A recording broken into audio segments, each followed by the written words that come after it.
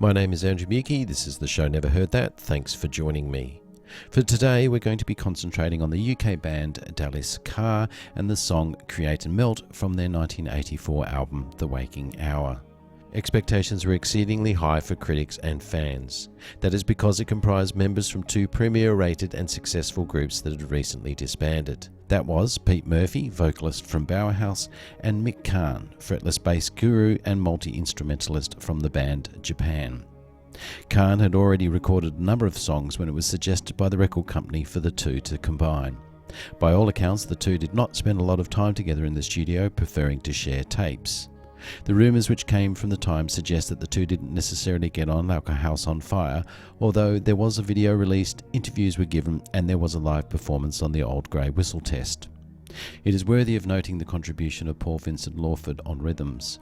A nice description as his minimalist approach, which was more about rhythm construction than playing the drums, added real character to the overall feel of the album.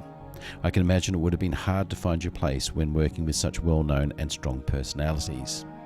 When the album came out, it can only be said that it was seen as being very underwhelming.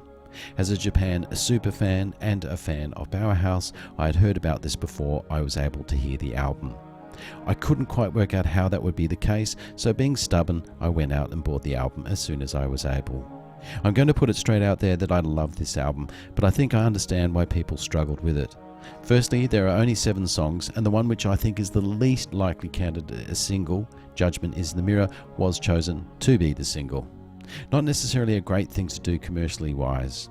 Secondly, Karn, a virtuoso fretless bass player and gifted multi-instrumentalist, threw everything at this musically, including his Eastern influences from his Cypriot heritage.